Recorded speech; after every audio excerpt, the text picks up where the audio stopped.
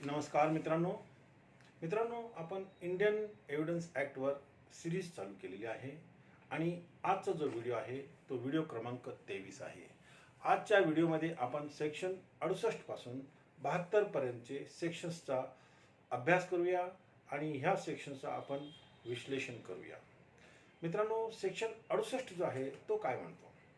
Section 68 जो आहे तो असं म्हणतो की जो डॉक्युमेंट कायदेशीर अटेस्टेशन करणं आवश्यक आहे, म्हणजे कायदेशीर साक्षीदारांनी सह्या करणे आवश्यक आहे, असा जो डॉक्युमेंट आहे तो कसा सिद्ध करायचा आहे, त्याची बेरेटची जी भाषा आहे ती कशी आहे ती आपण पाहून घेऊया. त्यात असं सांगितलेलं आहे सेक्शन 68 मध्ये, proof of documents required by law to be attested. आता अटेस्टेड काय आहे आणि एक्झिक्युशन काय आहे आपण आता एक इलुस्ट्रेशनद्वारे समजून घेऊया. पहिले बेरेटची भाषा समजून घेऊया. पुढे काय म्हटलेलं आहे? If document required by law to be attested, अर्थात की जर डॉक्युमेंट कायद्याने अटेस्टेड करणं आवश्यक असेल, if document required by law to be attested, it shall be used in evidence, it shall not be used in evidence until one attesting witness, म्हणजे तोपर्यंत तो डॉक्युमेंट पुराव्यामध्ये घेतला जाणार नाही जोपर्यंत at least one witness, until one attesting witness at least has been called for purpose of its execution, म्हणजे त्याचं जे एक्झिक्युशन झालेलं आहे ते सिद्ध करण्यासाठी कमीत कमी एक साक्षीदार तरी कोर्टामध्ये बोलवला पाहिजे. पुढे काय म्हटलेलं आहे? If there be an attesting witness alive, जर त्यामधला एक कोणताही साक्षीदार जिवंत असेल, and subject to the process of the court and capable of giving the evidence, अर्थात जे साक्षीदार आहेत त्यापैकी एक तरी साक्षीदार कोर्टात बोलवला पाहिजे आणि तो जिवंत पाहिजे आणि तो कोर्टाच्या अधिकार क्षेत्रात पाहिजे, अर्थात तो भारतात राहणारा पाहिजे. त्यानंतर तो कॅपेबल ऑफ गिव्हिंग एव्हिडन्स, अर्थात तो एव्हिडन्स देण्यास समर्थ असला पाहिजे. आता ह्यामध्ये तो अटेस्टेशन शब्द आहे, म्हणजे proof of documents required by to be attested. Attested ह्याचा अर्थ काय आणि एक्झिक्युशन याचा अर्थ काय, पहिले मी एक इलुस्ट्रेशनद्वारे आपल्याला हे समजून सांगतो, त्यानंतर आपण पुढे जाऊया. मित्रांनो, समजा एक डॉक्युमेंट आहे आणि त्याच्यामध्ये दोन पार्टीज आहेत, ए आणि बी.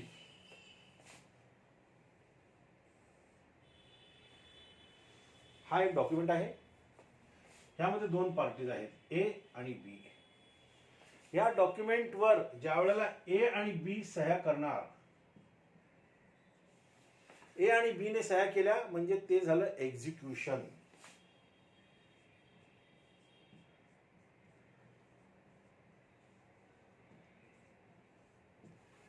ए आणि बी ने सह्या केल्या, पक्षकारांनी सह्या केलं, ते झालं एक्झिक्युशन. आणि याच्यावरती सी आणि डी हे साक्षीदार म्हणून सह्या करतात, म्हणजे हे झालं अटेस्टेशन.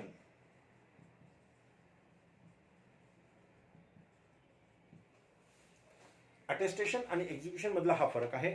आता ह्या सेक्शन मध्ये जे म्हटलेलं आहे ते असं म्हटलेलं आहे की the document which is required by law to be attested, याचा अर्थ की जो डॉक्युमेंट अटेस्टेशन करणं आवश्यक आहे, म्हणजे साक्षीदारांच्या सह्या आवश्यक आहे, असा जो डॉक्युमेंट आहे तो कसा सिद्ध करायचा, हा सेक्शन 68 मध्ये सांगितलेला आहे. आता या सेक्शन मध्ये प्रोव्हिजो सुद्धा दिलेला आहे. तो प्रोव्हिजो काय आहे तो आपण एकदा वाचून घेऊ. त्यात असं सांगितलेलं आहे, provided that it shall be necessary to call an attesting witness in proof of the execution of any document, अर्थात हा जो डॉक्युमेंट आहे जो केलेला असतो तो त्याच्यामध्ये जे साक्षीदार आहेत ते बोलण्याची आवश्यकता आहे. केव्हा ते पुढे सांगितलेलं आहे. नॉट बिंग अ विल, म्हणजे ते विल नसावं, ते जो डॉक्युमेंट आहे तो विल नसावा. पुढे सांगितलं आहे which has been registered in accordance with the provisions of the Indian registration act, आणि असा डॉक्युमेंट जो इंडियन रजिस्ट्रेशन ऍक्टच्या तरतुदीप्रमाणे रजिस्टर्ड केलेला असेल. पुढे अजून दिलेले आहे until its execution by the person by whom it purports to have been executed is specifically denied, अर्थात जो डॉक्युमेंट इंडियन रजिस्ट्रेशन ऍक्टच्या तरतुदीप्रमाणे रजिस्टर्ड केलेला आहे आणि तो डॉक्युमेंट त्यामधल्या पार्टीजनी स्पेसिफिकली डिनाय केला असेल तर मग मात्र तुम्हाला साक्षीदार बोलवणं आवश्यक आहे.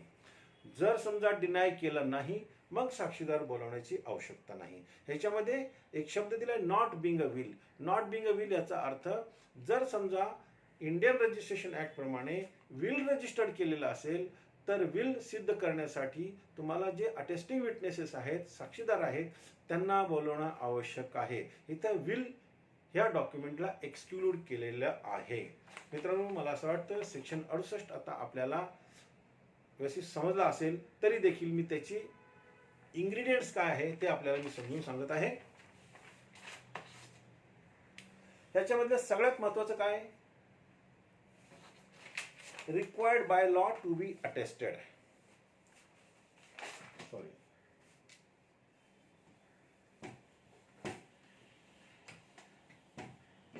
पहिला पॉइंट आहे required by law to be attested. By law, by law काय, document must be required. It is required by law to be attested. मग तो डॉक्युमेंट जो साक्षीदारांनी सह्या केल्या पाहिजे. Required by law to be attested.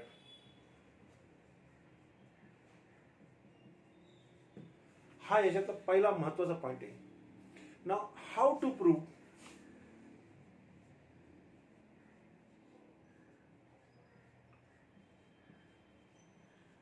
ह्याला प्रूव्ह कसं करणार, you have to call one at least one witness.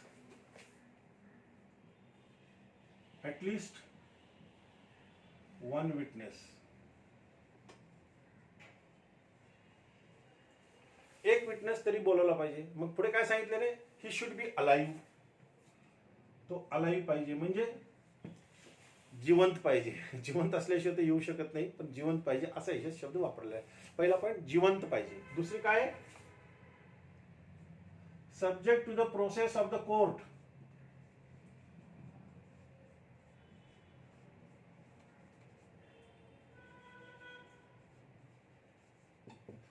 Subject to the process of the court. आणि तिसरा पॉइंट काय, he should be capable of giving the evidence. Capable of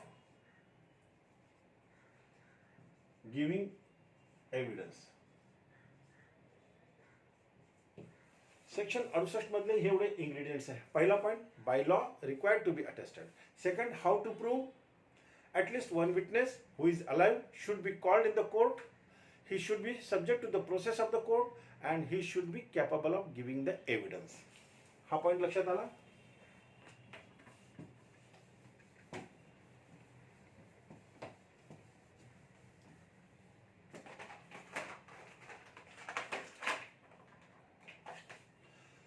मित्रांनो, जो प्रोव्हिजो दिलेला आहे, प्रोव्हिजो म्हणजे प्रोव्हाइडेड ज्यात सांगितलेलं आहे,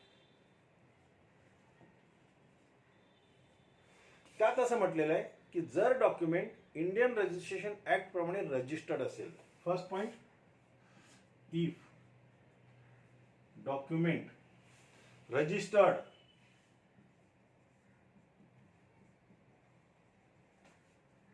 as per provision of Indian Registration Act.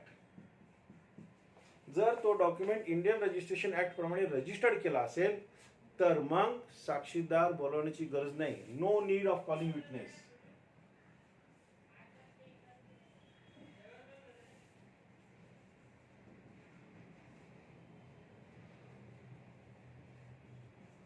No need of calling witness, but will is excluded.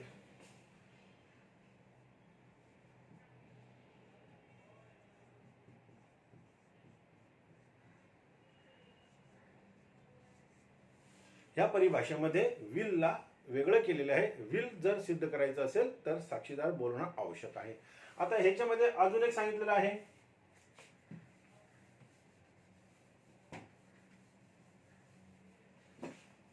जर रजिस्टर्ड केलेला असेल परंतु, म्हणजे but, if registered no need of calling witness, but any any party executing the document specifically denies its execution. But if party denies execution, if party denies execution, then witness is to be called. Then witness must be called. Must be called for what purpose? For proving the document.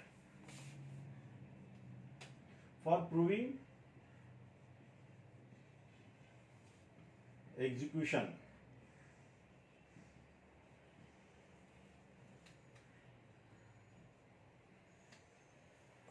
अर्थात अगदी simple आहे.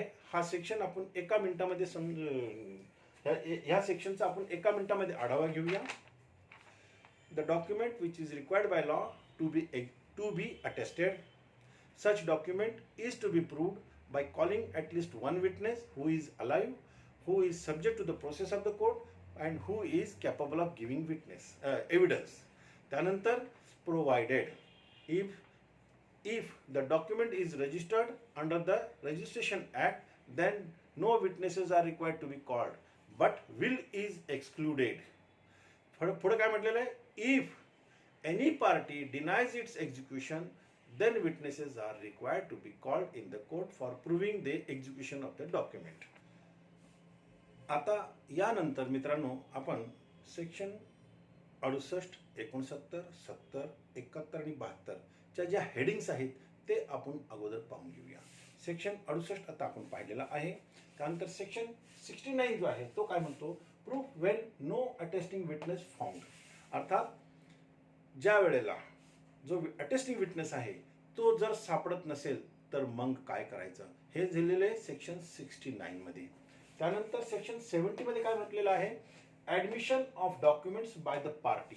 अर्थात जो document पार्टीनी केलेला आहे, पक्षकारांनी केलेला आहे, तो जर डॉक्युमेंट पक्षकारांनी म्हणजे पार्टीजनी ऍडमिट केला तर काय, असं सेक्शन 70 मध्ये माहिती दिलेली आहे. नंतर सेक्शन 71 मध्ये काय म्हटलंय? When witnesses denied the attestation. अर्थात ज्या वेळेला जे अटेस्टेड विटनेस आहेत, जे साक्षीदार आहेत, त्यांनी जर असं डिनाय केला की बाबा मी हा डॉक्युमेंट केलेलाच नाही, म्हणजे या डॉक्युमेंटवर माझी साक्षीदार म्हणून सही नाही, अशी जर परिस्थिती निर्माण झाली तर काय करायचं? किंवा साक्षीदारला रिकलेक्ट होत नसेल, त्यांनी सही केलेली आहे किंवा नाही हे जर त्याला रिकलेक्ट होत नसेल तर मग काय करायचं? हे सेक्शन 71 मध्ये म्हटलेलं आहे. सेक्शन 72 मध्ये काय म्हटलंय? Not required by law to be attested. अर्थात जो डॉक्युमेंट कायद्याने अटेस्टेशन करणं आवश्यक नाही असा जर डॉक्युमेंट अटेस्टेड केला असेल तर मग काय?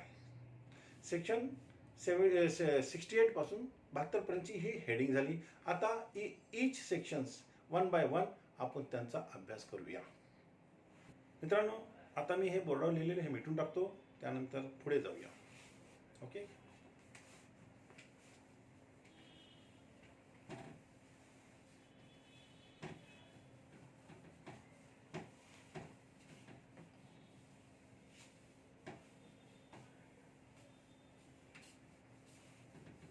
यानंतर मित्रांनो आपण सेक्शन 69 ची बेरेटची जी भाषा आहे ती आपण समजून घेऊया. 69 काय म्हणतोय? When witnesses are not found then what is to be done. आता बेरेटमध्ये काय म्हटले ते आपण पाहून घेऊ. Section 69 proof where no attesting witness found. अर्थात प्रूफ म्हणजे कसं सिद्ध करायचं आहे? ज्या वेळेला तुम्हाला जो अटेस्टिंग विटनेस आहे तो जर सापडला नाही तर. ही झाली हेडिंग. आता पुढे काय म्हटलंय? If no such attesting witness can be found. जर असा कोणताही अटेस्टिंग विटनेस म्हणजे जो साक्षीदार आहे तो जर सापडत नसेल तर. Or if the document purports to have been executed in the United Kingdom. इथे शब्द वापरला युनायटेड किंगडम. हा जो कायदा ज्यावेळेला तयार झाला होता त्यावेळेला आपला देश इंग्रजांच्या अधीन होता, म्हणून युनायटेड किंगडम शब्द वापरलेला आहे. आजच्या तारखेला आम्ही इथे भारत असा शब्द वापरला तर काही हरकत नाही, इंडिया वापरलं तर काही हरकत नाही. असं म्हटलेलं आहे if the document purports to have been executed in the United Kingdom it must be proved, तो कसा सिद्ध केला पाहिजे, it must be proved that the attestation of one attesting witness at least in his handwriting, अर्थात एक साक्षीदार, त्यापैकी एक साक्षीदार ज्याच्या रायटिंगमध्ये ते अटेस्टेशन झालेलं आहे, म्हणजे दोन किंवा दोनपेक्षा जास्त आपण ज्यावेळेस साक्षीदार घेतो त्यातला एक तरी साक्षीदार त्याची सही आपण सिद्ध करायला पाहिजे. आणि पुढे काय म्हटलेलं आहे, and that the signature of the person executing the documents is in the handwriting of that person, आणि जो डॉक्युमेंट एक्झिक्यूट केलेला आहे तो डॉक्युमेंट त्या एक्झिक्युशन करणाऱ्या व्यक्तींच्या लोकांच्या सह्यांद्वारे केलेला आहे असं त्याच्यात म्हटलेलं आहे. मित्रांनो, सेक्शन 69 जो आहे तो अगदी सोपा आहे. त्यात एकच सांगितलेलं आहे की जर साक्षीदार सापडला नाही तर काय करायचं आहे. मग आपल्याला काय करायचं आहे की जो साक्षीदार आहे त्याची रायटिंग आपल्याला सिद्ध करायची आहे, इतर त्याच्या ज्या रायटिंग आहेत त्या कोर्टामध्ये आपण दाखवायच्या आणि तो आपण सिद्ध करू शकतो. यानंतर मित्रांनो, सेक्शन 70 काय म्हणतोय, सेक्शन 70 असं म्हणतोय की admission of execution by party to the attesting document, म्हणजे जो डॉक्युमेंट अटेस्टेड केलेला आहे आणि तो डॉक्युमेंट एक्झिक्युशन केलेल्या पार्टीने मान्य केलेला आहे. अगदी सिंपल आहे की ज्यांनी जो डॉक्युमेंट एक्झिक्यूट केलेला आहे त्यांनी जर डॉक्युमेंट मान्य केला तर मग काय, असं ह्या सेक्शन 70 मध्ये म्हटलेलं आहे. आता बेरेटची जी भाषा आहे ती मी आपल्याला वाचून दाखवतो. The admission of a party to an attested document of its execution by himself shall be sufficient proof of its execution as against him, अर्थात ज्या पार्टीने तो डॉक्युमेंट मान्य केला तो डॉक्युमेंट त्याच्या अगेन्स्टमध्ये एक्झिक्यूट झाला आहे असं समजण्यात यावं. Sufficient to admit against him. पुढे, though it be a document required by law to be attested, जरी तो डॉक्युमेंट अटेस्टेशन केलेला असेल म्हणजे अटेस्टेड केलेला असेल, साक्षीदारांनी त्याच्यावरती सह्या केलेल्या असतील, परंतु जर समजा पार्टीने तो डॉक्युमेंट मान्य केला मग साक्षीदार बोलवण्याची काय गरज आहे. जर पार्टीने तो डॉक्युमेंट मान्य केला, हा आपल्या दरम्यान हा डॉक्युमेंट झालेला आहे असं जर पार्टीने मान्य केलं मग साक्षीदार बोलवण्याची गरज नाही. साक्षीदारांची गरज केव्हा आहे, ज्या वेळेला पार्टी ऍडमिट करत नाही किंवा ते सिद्ध करायची वेळ आली तर. पण पार्टीने मान्य केलं तर मग आपल्याला साक्षीदार बोलवण्याची गरज नाही राहत. मित्रांनो, आपण सेक्शन 69 पाहिला, 70 पाहिला. आता आपण सेक्शन 71 पाहूया. सेक्शन 71 काय म्हणते, proof when attesting witness denies the execution, अर्थात काय सिद्ध करायची, ज्या वेळेला ज्या अटेस्टिंग विटनेसने आपल्या सह्या नाकारल्या, म्हणजे साक्षीदार जर असं म्हणत असेल की ह्याच्यावरच्या माझ्या सह्या नाहीये तर मग काय करायचं, असं ह्या सेक्शन 71 मध्ये म्हटलेलं आहे. ह्याची बेरेटची भाषा आपण वाचली. पुढे बेरेटमध्ये काय म्हटले ते आपण पाहून घेऊ. इफ द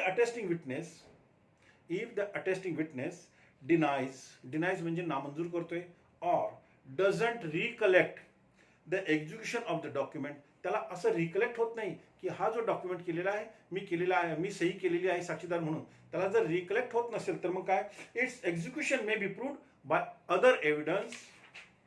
अदर एव्हिडन्स काय आहे, अर्थात सेक्शन 5 पासून 55 मध्ये जे प्रोसिजर दिलेलं आहे त्या प्रोसिजर प्रमाणे तुम्ही इतर एव्हिडन्स कोर्टामध्ये सादर करू शकता. मग तो डॉक्युमेंट तुम्हाला कसं सिद्ध करायचं हे तुमच्यावरती अवलंबून आहे. ज्या वेळेला साक्षीदार आपल्याला असं म्हणत असेल की ह्याच्यावरच्या सह्या माझ्या नाही किंवा त्याला रिकलेक्ट होत नसेल तर मग आपल्याला दुसरं प्रोसिजर अडॉप्ट करावं लागेल.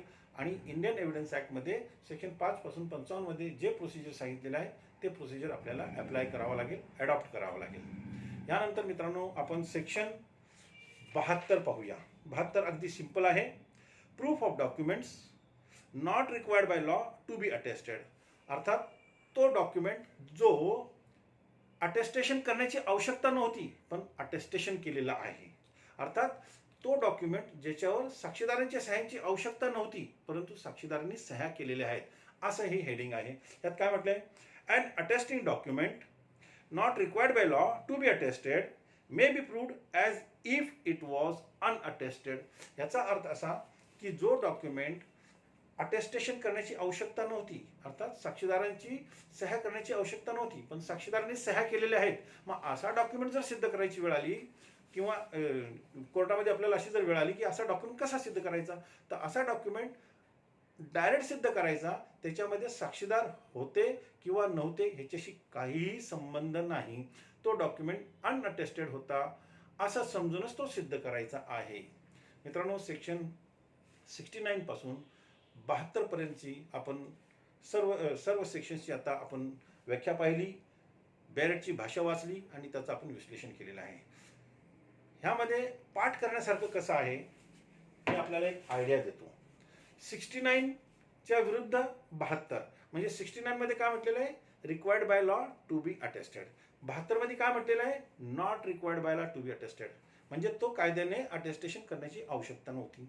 69 मध्ये काय म्हटलेलं आहे की जर साक्षीदार सापडला नाही तर, आणि त्याच्या विरुद्ध सेक्शन 71 सुद्धा असंच आहे की जर साक्षीदाराला आपली सही रिकलेक्ट होत नसेल किंवा त्याने आपली सही नाकारली असेल तर हे दोन सेक्शन 69 आणि 71 एकत्र आहे. आणि 70 काय म्हणतो, ज्या वेळेला एक्झिक्युटिव्ह पार्टीने असं मान्य केलं की हा डॉक्युमेंट आम्ही केलेला आहे, मग त्यांच्या पुरता तो डॉक्युमेंट सिद्ध झाला आहे असं समजण्यात यावं, त्यावेळेला साक्षीदारांची आवश्यकता नाही. सेक्शन 69 ते 72 आपला कंप्लीट झालेला आहे. मित्रांनो, मला असं वाटतं की आपल्याला हे सर्व सेक्शन्स आता समजले असतील आणि आशा बाळगतो की आपल्याला नक्कीच माझा हा व्हिडिओ आवडला असेल. जर आपल्याला नक्की आवडला असेल तर आपण ह्याला लाईक करा, सबस्क्राईब करा, आपल्या मित्रांना सुद्धा पाठवा. माझं यूट्यूब चॅनल आहे SR गोयल. मित्रांनो, मी आपल्याला अशी विनंती करतो की हा जो व्हिडिओ आहे हा केवळ तुम्ही आपल्यापुरता न ठेवता आपल्या मित्रांना सुद्धा पाठवा, त्यांना सुद्धा ह्याचा फायदा होऊ द्या. धन्यवाद.